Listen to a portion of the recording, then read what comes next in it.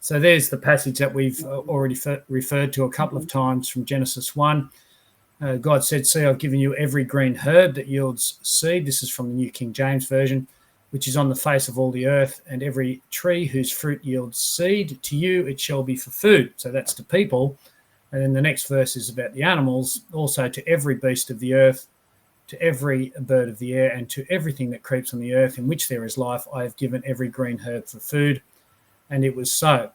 So this use of the word herb in the New King James Version is sometimes translated in other versions as green plants or green plants, because that's what the Hebrew word is actually referring to.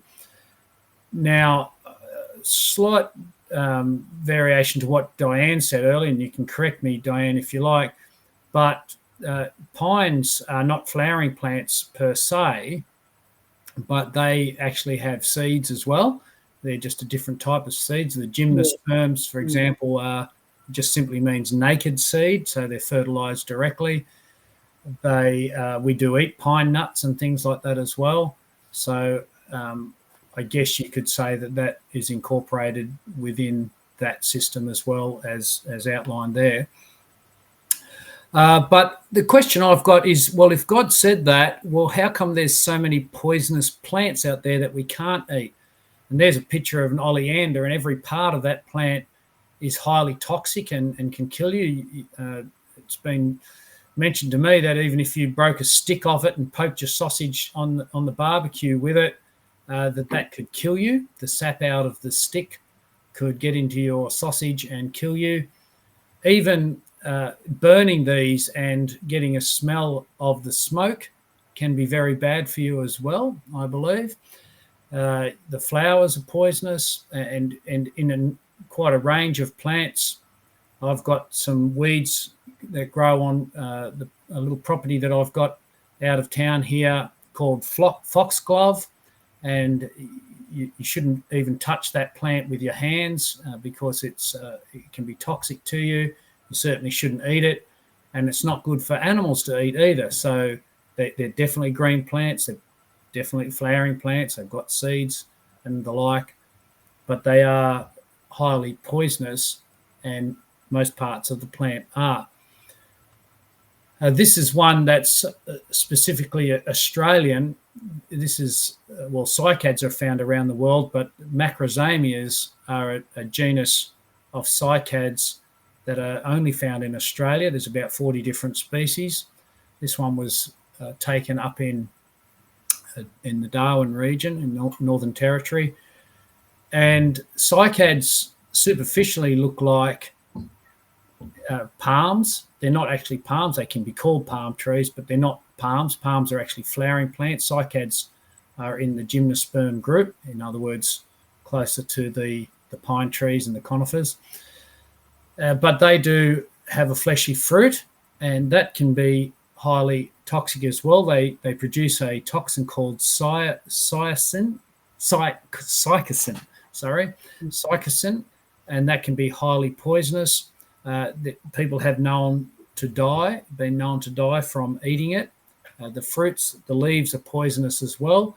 So when the Bible says, "To you I give every green plant," and yet some of the green plants out there are highly toxic, what's going on? This one, in fact, can be eaten, and there's groups of trees within the cycads that can be eaten. There's the Australian nut palm, and there's the chestnut Dion, I think it's called, and they've got edible seeds in them. In fact, the macrozamias, the Aboriginals did learn a way to eat them, and the toxin can be leached out of the seeds. So here's the fruits of some of the cycads. They're like this. They get those fruits, and you can soak them in water, change the water every day for a week, and then cook up the fleshy seed coating and seed and eat it in a sort of pulp. So it's good for you. So in a fashion, you can eat it, but it's got this toxin in it that you need to get rid of. So I guess the short answer to what's gone on is this is part of the fall, and there's been a concentration of some of these harmful toxins in these plants that make it very difficult for us to eat, and animals as well. In fact, animals in Australia in the early days of settlement, and the cattle were allowed to roam wild, they'd eat some of these macrozamias, and they'd lose their ability to walk. They'd lose their capacity to stay upright, and they'd get a disease, it was believed to be, called wobbly leg. So they'd get the wobblies. But when improved pastures started to dominate and people weren't roaming their cattle through the native vegetation so much, then this disease disappeared because they weren't eating the macrozamias. So I'm presuming, and maybe others would like to comment, that this is all part of the fall where some of these toxins have concentrated in certain parts of certain species that have degenerated from the original created kind. Craig, perhaps I can throw out a bit of genetics that might help. With many plants, you can increase the size of the flower or whatever by doubling the number of chromosomes in a cell. Now, this is a fairly normal happenstance in plant worlds, so I suspect that the basic genetic set of the plant is non-toxic.